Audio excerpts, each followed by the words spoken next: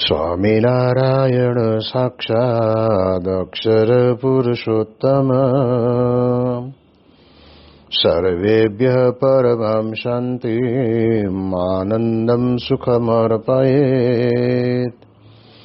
શ્રી સ્વામિનારાયણ ભગવાનની જય. શ્રી અક્ષર પુરુષોત્તમ મહારાજની જય. શ્રી ગુણાતીતાનંદ સ્વામી મહારાજની જય. શ્રી પ્રમુખ સ્વામી મહારાજની જય. શ્રી મહંત સ્વામી મહારાજની જય. પ્રગટ ગુરુ હરિ પરમ પૂજ્ય મહંત સ્વામી મહારાજની આજ્ઞા અને આશીર્વાદથી આપણે બધાએ નિત્ય પ્રાતઃ કથાનો લાભ લઈ રહ્યા છીએ. આજે આપણા માટે જાન્યુઆરી મહિનાની 21મી તારીખ અને રવિવારનો મહાપવિત્ર દિવસ છે અને 1172મી સભા થાય છે અને કહત હૈ સહજાનંદ એ વિષય ઉપર 783મો દિવસ થાય છે. ભગવાન સ્વામિનારાયણ વચનામૃત ગઢડા પ્રથમ પ્રકરણના 53ના વચનામૃતમાં આપણને પૂછાયેલા પ્રશ્નની અંદર જવાબ આપે છે કે સત્સંગની અંદર દિન પ્રતિદિન કોઈક ઘટતો જાય છે અને કોઈક વૃદ્ધિ પામતો જાય છે. એનું કારણ શું છે? કારણ કે લોક જગતની અંદર તો આપણને બાહ્ય દ્રષ્ટિએ જે કંઈ આપણને દેખાતું હોય એના ઉપરથી આપણે સમજી શકીએ કે ભાઈ કોઈ પણ બાળક અથવા તો પોતાના દીકરાનું શરીરનો બાંધો બરાબર વધારે બંધાતો ન હોય ને પાતળો રે એ દેખાય, અથવા તો કોઈક વધારે ને વધારે વજન એનું વધતું જતું હોય એ પણ આંખ વડે કરીને દેખાય, જેના કારણે કરીને શરીરના તમામ અંગોની અંદર પણ વિશેષ કરીને એ વૃદ્ધિ પામેલા દેખાય.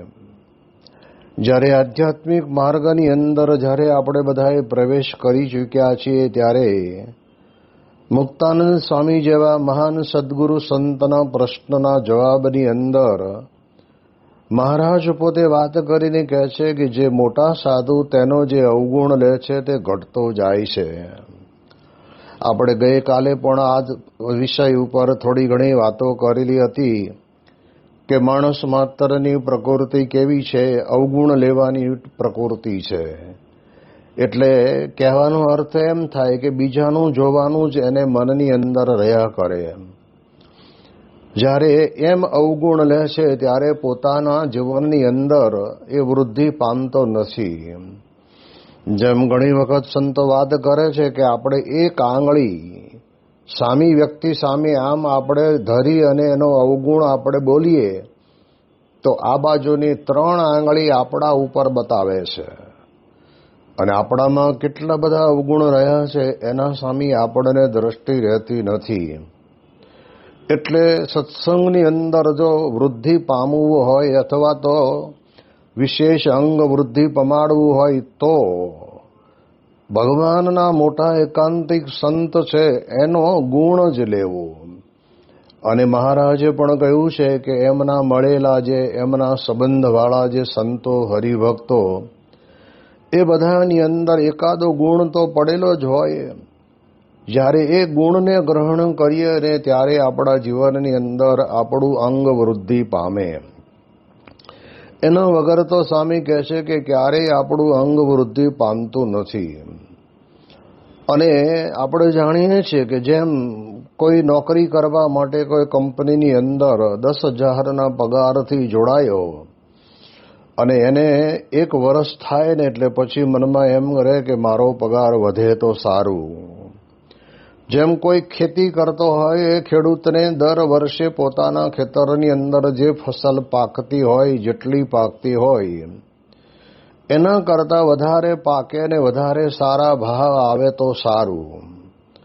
એક ક્ષેત્રની અંદર જોવા જઈએ, જેમ કોઈ સારી રસોઈ બનાવતું હોય તો પણ એને અંતરની અંદર હજુ પણ એવી ઈચ્છા રહ્યા કરે કે આના કરતાં પણ વધારે સારી રસોઈ બનાવતા મને આવડવું જોઈએ, તો એના માટે થઈને જેને સારી રસોઈ બનાવતા આવડતી હોય એનો સંગ કરે અને એમાંથી કંઈક પ્રેરણા પ્રાપ્ત કરે તો એ પોતાના જીવનની અંદર આગળ વધે. પણ પોતે જ એમ માનતા હોય કે મારા જેવું કોઈ બનાવનાર આ દુનિયામાં છે નહીં, હું બનાવું ને એ નંબર 1 હોય. આવી પ્રકારની જ્યારે મનની અંદર એવી સમજણ રહે ત્યારે પણ કહેવાય છે કે એ વૃદ્ધિ પામે નહીં. એટલે એટલા માટે થઈને આ સત્સંગની અંદર આ બધામાં જેમ માણસને પ્રગતિની પામવાની ઈચ્છા રહ્યા કરે છે, એમ આપણને પણ સત્સંગની અંદર વૃદ્ધિ પામવાની ઈચ્છા રહેવી જોઈએ. અત્યારે સત્સંગની અંદર પ્રમુખ સ્વામી મહારાજ અને મહંત સ્વામી મહારાજે એવા ભગીરથ કાર્યો કર્યા છે કે જેની અંદર સંત સમુદાયની બહુ જ મોટી ભેટ આખા વિશ્વને આપી છે. પણ આપણે જોઈએ તો અત્યારે નવા થયેલા સંતો પણ પોતાના જીવનની અંદર કેવા શુભ વિચાર વડે કરીને એ પોતે સેવા ભક્તિ કરતા હોય છે. ત્યાં થોડાક સમય પહેલા પ્રમુખ સ્વામી મહારાજ જ્યારે સારંગપુરની અંદર બિરાજમાન હતા અને તે વખતે ત્યાં આગળ ઠાકોરજી પાસે હરિકૃષ્ણ મહારાજના ખંડની અંદર આરતીને વાર હતી એટલે બેઠો બેઠો માળા ફેરવતો હતો અને ત્યાં નવદીક્ષિત સંતો પોતે ત્યાં આગળ ઠાકોરજીની સેવાની અંદર આવ્યા હોય એટલે બધા પૂજારીનું પણ થોડું ઘણું એ સેવા કરતા શીખી જાય એટલા માટે બધા સંતોના અલગ અલગ વારા હોય. એમાં 2 સંતો ત્યાં આગળ પિતાંબર કહેતા ખેસ નાખવા માટે એની પાટલી વાળતા હતા અને વાળતા વાળતા પહેલી વખત વાળવાનું હોય કરવાનું હોય એટલે થોડું ઘણું ગૂંચવાડો તો ઊભો થાય અને એમાં વળી પાછા અમારા જેવા જૂના બેઠા હોય એટલે એને બિચારાને શરમ આવે. પણ તોય એમ કરતા કરતા પાટલી વાળતા જાય છે, પણ વાતો કેવી કરે છે. બે એકબીજાને કહે છે કે આપણે આ સેવા કરીએ છીએ એનાથી મહારાજ અને સ્વામી રાજી થશે, એવો એક શુભ વિચાર રાખીને આ પ્રમાણે સેવા કરે અને એવો પોતાના અંતરની અંદર વિચાર હોય તો યાદ રાખીએ મહારાજના વચન પ્રમાણે કહેવાય છે કે એ પોતે આગળ નીકળી જાય. આજે અમે બધા ઘણા બધા જૂના સંતો છીએ, પણ આજના સંજોગોની અંદર ભણી ગણીને તૈયાર થઈને આવેલા, પણ એક વિચાર પોતાનું જ આ લોકની અંદર આવ્યા પછી, સત્સંગની અંદર આવ્યા પછી, સાધુ થયા પછી પોતાનું જ કરવું છે એવો પ્રકારનો વિચાર એમના અંતરની અંદર રહે. એ પ્રકારે જ્યારે આ સેવા કરતા હોય છે, પરંતુ એ નવા સમય આવેલા હોય પણ પોતાના ધ્યેય તરફ એને વિચાર હોય, કોણ મોડું ઉઠે છે, કોણ આરતીમાં આવે છે કે નથી આવતા, એ તરફ એની નજર ના હોય.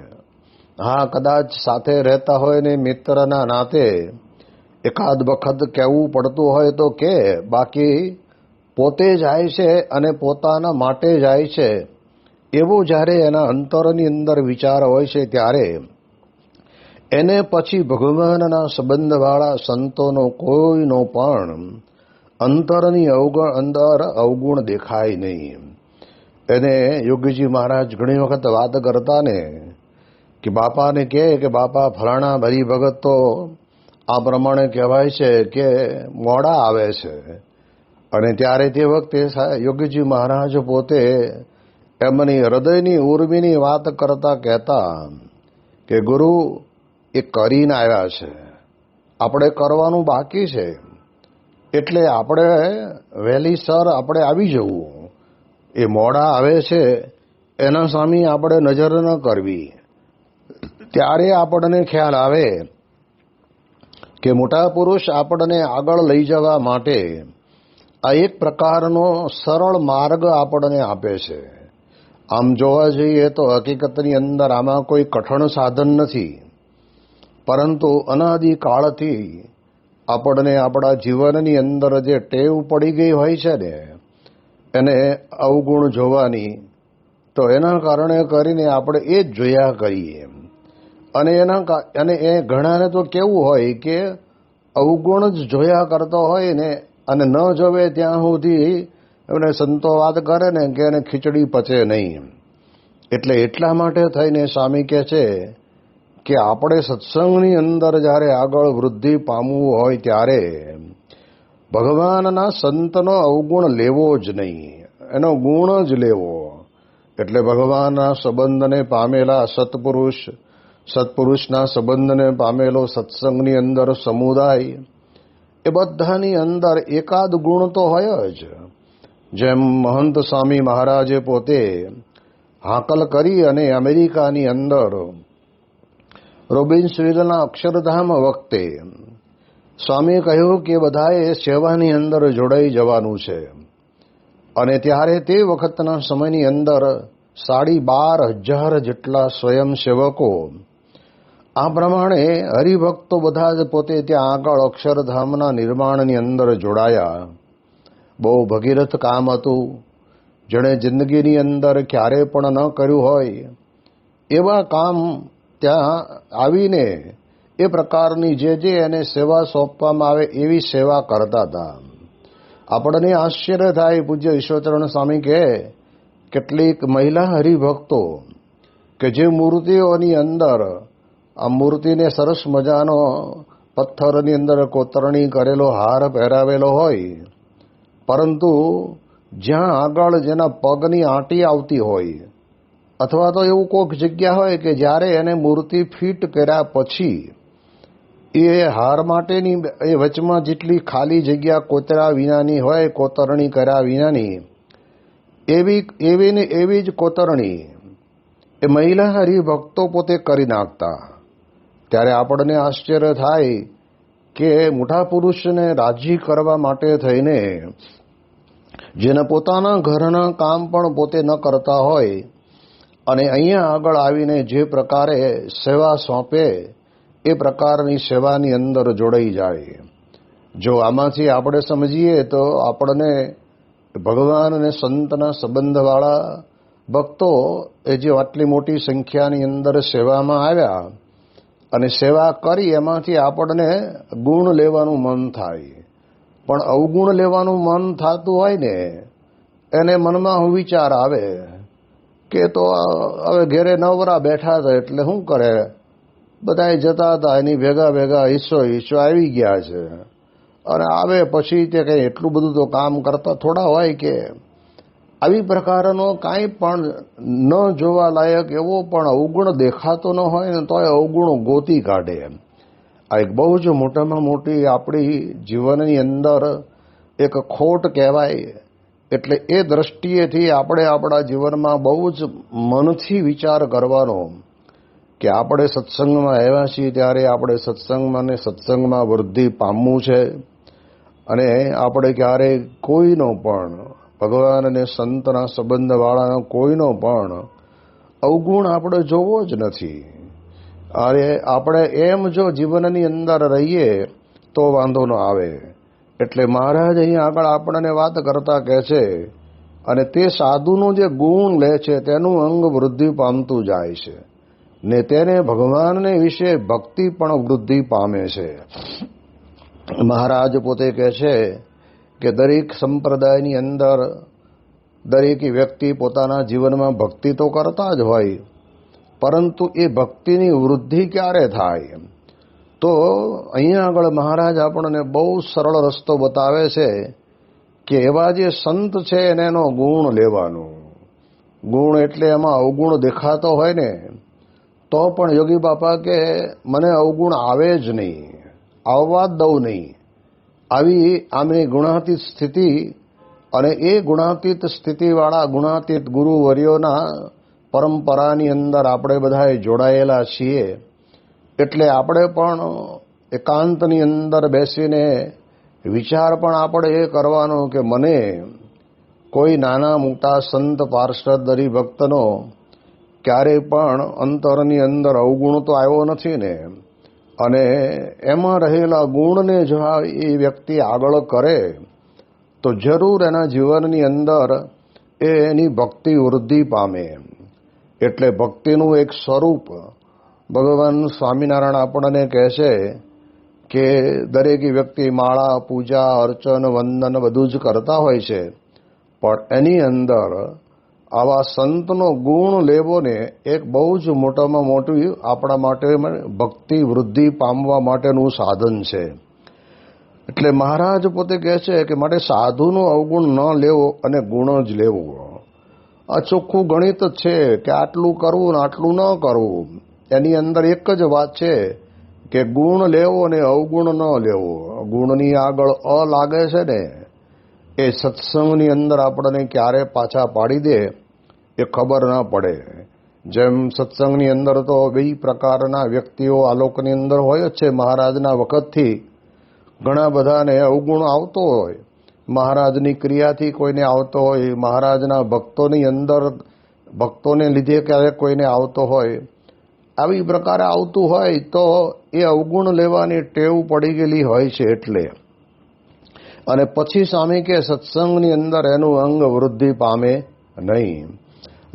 જેવી નાની નાની બાબતની અંદર પણ એ વખતના સમયની અંદર આપણે જાણીએ એ પ્રમાણે કહેવાય છે કે અવગુણ લીધા જ કરતા હોય. એટલા માટે ભક્તિ એક આપણી ભક્તિને વિશેષ વૃદ્ધિ પમાડવા માટે ભગવાનના સંબંધવાળા સંતો હરિભક્તોનો આપણે ગુણ જ લેવો. અને મહારાજ હવે આપણને આગળ સમજાવે છે કે કારણ કે થોડી ઘણી વાત તો આપણે બરાબર સમજી લેવી જોઈએ. આ પરમ એકાંતિક સંતની સ્થિતિ છે કે જેને ક્યારે પણ કોઈ દિવસ કોઈનો પણ અભાવ અવગુણ આવ્યો જ ન હોય. એવી પ્રકારે પોતે સત્પુરુષ પોતાના જીવનમાં જીવન જીવી જાય છે. જેમ સંત સ્વામી એક વખત વાત કરતા હતા કે જુનાગઢથી કંઈક ગોંડલ બાજુ આવતા હશે ટ્રેનની અંદર, અને તે વખતે યોગીજી મહારાજ ને સંત સ્વામી અને એક હરિભગત હતા. તો ટ્રેન વળી બહુ કંઈ લાંબો ટાઈમ ઊભી રહેવાની હોય નહીં. એમાં વળી કોઈક ડબ્બામાં ખાલી જગ્યા મળે તો ત્યાં બેસવું પડે. એવા સંજોગોની અંદર સંતો જ્યાં જગ્યા મળી ત્યાં ચડી ગયા. ઓલા હરિભગત બીજા ડબ્બામાં હતા અને ટ્રેનની અંદર ટ્રેનની ટિકિટ તો લીધેલી હતી. પછી ઓલા જ્યારે ટિકિટ ચક્કર આવે છે ત્યારે તે વખતે એણે કઈ મહાત્માજી એને મનમાં એમ કે જુનાગઢથી ગોંડલ ને ગોંડલથી જુનાગઢ આવી રીતે ખભે ધાબળો નાખીને ફરવાવાળા કેટલાય હોય છે ને મફત જ જતા હોય છે. એટલે આ લોકોએ પણ મફત જ ફરતા હશે, લાવો ટિકિટ લાવો. અને ત્યારે યોગીજી મહારાજ પોતે એ ટીટીને કહે છે કે સાહેબ ટિકિટ તમારી પાસે અમારા જોડે હરિભગત છે એમણે લીધેલી જ છે, પણ એ ટ્રેન ઉપડી એટલે બીજા ડબ્બામાં ચડી ગયા છે. આગલા સ્ટેશને અમે તમને અમારી ટિકિટ બતાવીએ. અને તે વખતે એને વળી એનો પાવર હોય એટલે કદાચ બોલ્યા હશે કે તમે આવા નવા આ પ્રમાણે વગર ટિકિટે ફરવાવાળા તો કેટલાય જોયા છે, ટિકિટ ન હોય તો આવતા સ્ટેશને ઉતરી જજો. અને જ્યાં સ્ટેશન આવ્યું અને જ્યાં ઓલા હરિભગત ટિકિટ લઈને આવ્યા અને વળી પાછા ઓલા ટીટી પોતે ફરતા ફરતા ત્યાં આવ્યા છે કે લે સાહેબ અમારી આ ટિકિટ. અને ત્યારે તે વખતના સમયની અંદર આપણને આશ્ચર્ય થાય એમ યોગીજી મહારાજ સામું ઓલા ટીટી જોઈ રહ્યા. અને તે વખતે યોગીજી મહારાજની પાસે મનોમન આમ ભાવના દર્શાવીને કહ્યું કે સ્વામીજી મારી ભૂલ થઈ ગઈ, મને માફ કરી દીજો. એવું જ્યાં કહ્યું ને ત્યારે યોગીજી મહારાજે કહ્યું જાઓ મોટા સાહેબ થશો. હવે આમ જોવા જઈએ તો આપણને એમ થાય કે મોટા પુરુષ એને આટલું બધું કર્યું છતાં પણ એનો અવગુણ ન લીધો એની ફરજ છે. કારણ કે સરકારના ધારાધોરણ પ્રમાણે ટિકિટ લઈને મુસાફરી કરવી એ મુસાફરની ફરજ છે.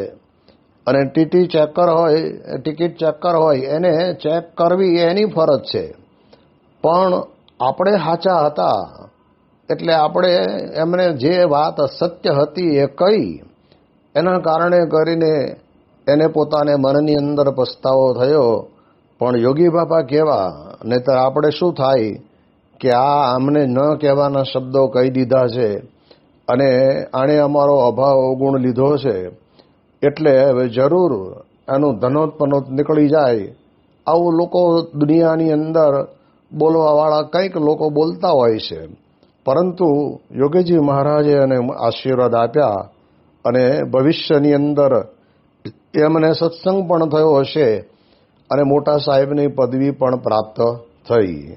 બીજો પ્રસંગ પૂજ્ય ઈશ્વરચરણ સ્વામી નોંધે છે કે જ્યારે આવી જ રીતે ટ્રેનની અંદર યોગીજી મહારાજ પોતે બેઠા હતા અને થોડા ઘણા કોલેજના યુવાન છોકરાઓ બધા એ ડબ્બાની અંદર ચડ્યા હશે અને ત્યારે તે વખતના સમયની અંદર યોગી બાપાને તો એ જેને કહેવાય વ્યર્થ કાલો ન નેતવ્યો ભક્તિમ ભગવતો વિના, કે વ્યર્થ કાળ ક્યારેય નિર્ગમવો નહીં, ભગવાનની ભક્તિ કર્યા જ કરવી.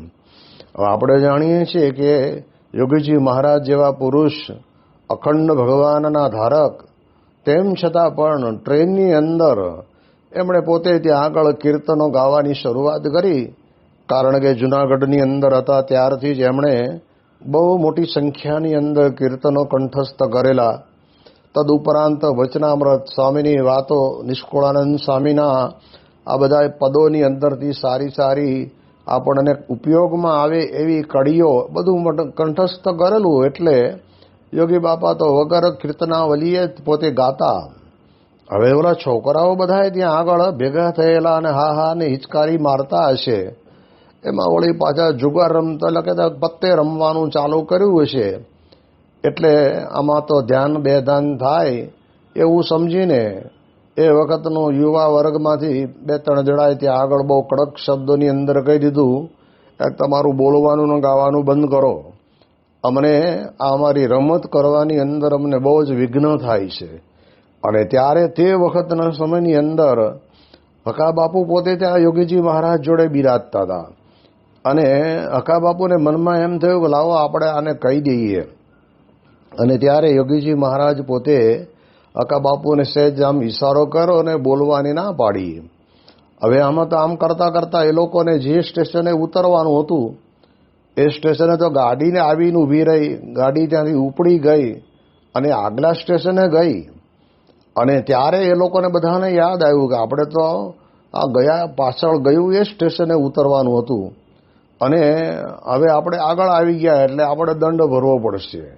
અને ત્યારે એ ખબર પડી એટલે હકા બાપુ યોગી બાપાને કીધું કે બાપા જોયું ને, આ તમારો અપરાધ કર્યો ને, તમારો અવગુણ લીધો ને એના કારણે કરીને એ લોકો તો સ્ટેશને ચૂકી ગયા અને બીજા નંબરની અંદર દંડ ભરવો પડશે. અને ત્યારે યોગીજી મહારાજ પોતે કહે કે ગુરુ, આપણે એવું ન જોવું, આપણે આમાંથી ગુણ લેવો. ગુણ લેવો એટલે શું ગુણ લેવો? તો કહે છે કે એ લોકો જેમ પત્તે રમવાની અંદર બરાબર એક તાન બની ગયા એમ આપણે પણ ભગવાનનું ભજન કરવાની અંદર એક તાર બની જવું. એમાં આપણે ક્યાંય પણ કોઈ પણ પ્રકારે કોઈ આડી અવળી ખલેલ થાય એવું આપણે જોવું નહીં. મહારાજે વચનામૃતની અંદર પણ કહ્યું છે કે જીવ પ્રાણી માત્રની પ્રકૃતિ જ એવી છે કે ગરડાની અંદર દાદા ખાચરના દરબારમાં મહારાજ બેઠા હતા અને ત્યારે મહારાજ પોતે કહે છે ને કે એ વખતે ઓલી ખિસકોલી એ દરબારના નળિયા ઉપર આવે અને એ બોલે ને ત્યારે આમ થોડી ઊભી થાય ને બોલે, 2 પગે રહે, પોતાની પૂંછડી ઊંચી કરે. હવે 1-2 ની આવી ઘણી બધી ખિસકોલીઓ ભેગી થાય ત્યારે એનો અવાજ શાંત વાતાવરણની અંદર બરાબરનો સંભળાય. અને તે વખતના સમયની અંદર ગમે તે વ્યક્તિ હોય તો એની વૃત્તિ ત્યાં જાય. પણ સ્વામી કહે છે કે એ એની પ્રકૃતિ છે, એ ભલે કરે.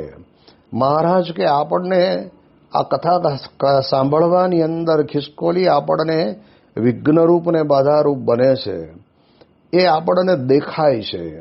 પણ સ્વામી કે આપણે જ એકલા છીએ અને મહારાજ 2 જ જણા છીએ તો બાજુવાળો શું કરે છે, જાગે છે કે ઊંઘે છે, આ બધી પ્રકારનું સભામાં તો ચાલતું જ હોય. પરંતુ કહેવાય છે કે એ બધું નહીં જોવાનું. આપણે એમ સમજવાનું કે કેટલું બધો વર્ગ પોતાના ઘરની અંદર અથવા તો ગમે ત્યાં બહાર બજારમાં આંટા મારતા જ હોય છે.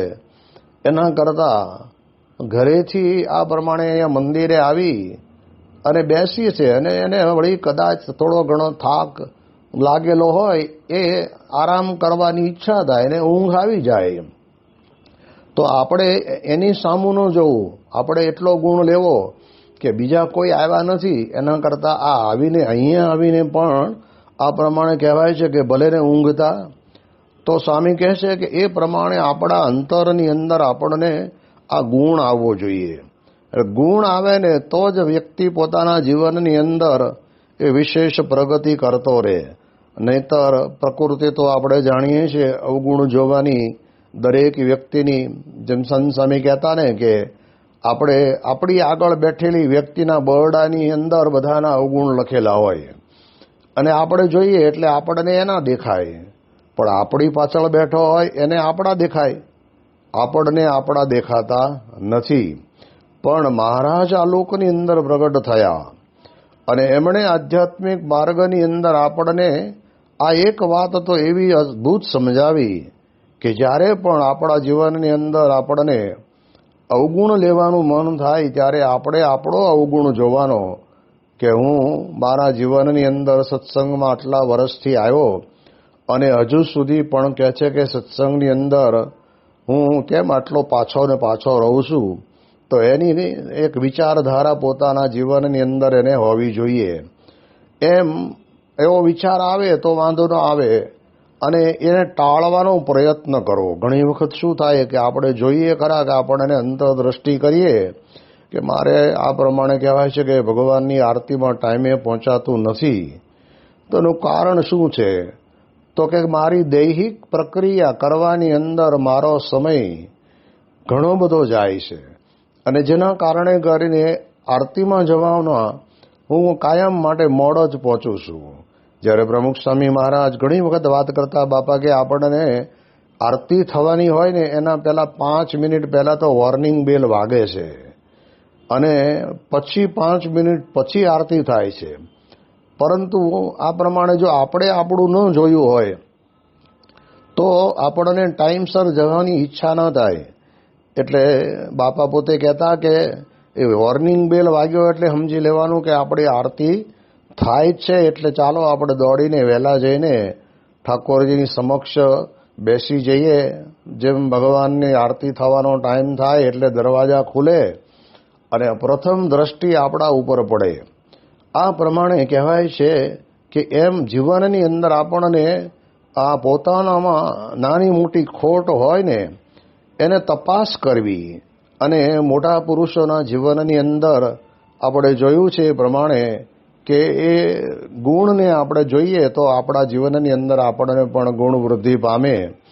જેમ મુંબઈની અંદર કોઠારી સ્વામી એ વર્ષોથી દાદરમાં રહેતા હતા, ત્યારે પણ એ જ્યારે 7 વાગ્યાનો ટાઈમ હતો આરતીનો ત્યારે આરતીમાં અવશ્ય પહોંચી જતા.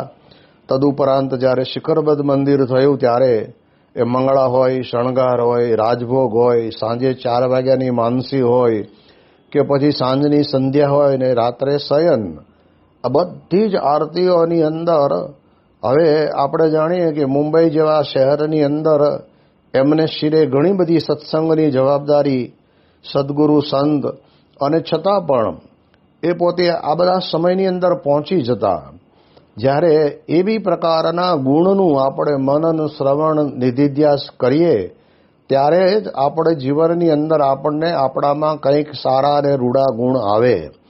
એટલે આપણે જો આપણા જીવનની અંદર ભક્તિને વૃદ્ધિ પમાડવી હોય તો ક્યારે પણ કોઈ પણ ભક્તનો, સંતનો અવગુણ લેવો જ નહીં. મહારાજ પોતે આપણને ભાર દઈને કહે છે કે ગુણ જ લેવો, અવગુણ તો લેવો નહીં પણ ગુણ લેવો. અને એવા ગુણથી સભર માણસ માત્રમાં 99 અવગુણ હોય પણ એકાદો તો ગુણ હોય કે નહીં. જેમ દત્તાત્રેય જેવા 24 ગુરુ કર્યા, હવે એની અંદર તમે જોવા જાઓ તો માટીનો પણ ગુણ લીધો છે. હવે આપણે જોઈએ કે માટી તો આપણા ભીની થઈ હોય તો પગ બગાડે, પગ બગડાય એટલે આપણે ધોવા પડે. આમ જોવા જઈએ તો પણ માટી કેવું કામ કરે છે કે એ જ માટીની અંદર જે પ્રકારનું બિયારણ વાવવામાં આવ્યું હોય એ પ્રકારે એમાં ઉગે. એક બાજુ શેરડી થાય, બીજી બાજુ જેને કહેવાય ને કે ત્યાં આગળ દૂધીના વેલા વાવ્યા હોય તો દૂધી થાય, તુરિયાના વેલા વાવ્યા તુરિયા થાય, ભીંડો થાય, ગુવાર થાય, ટમેટા થાય, રીંગણા થાય. આ બધું માટીમાં જ થાય છે. અને માટી કેટલું બધું કામ કરે છે. આ બધા જૂના મકાનો બધા માટીના જ બનેલા હતા. તો એમાંથી જેમ ગુણ લેવાનો એમ આપણે પણ આપણા જીવનની અંદર ભગવાનના પરમ એકાંતિક સત્પુરુષ અને એના સંબંધવાળાના ગુણથી આપણા જીવનની અંદર આપણે વૃદ્ધિ પામીએ એની વિશેષ વાતો આપણે આવતીકાલે કરીશું. શ્રી સ્વામિનારાયણ ભગવાનની જય.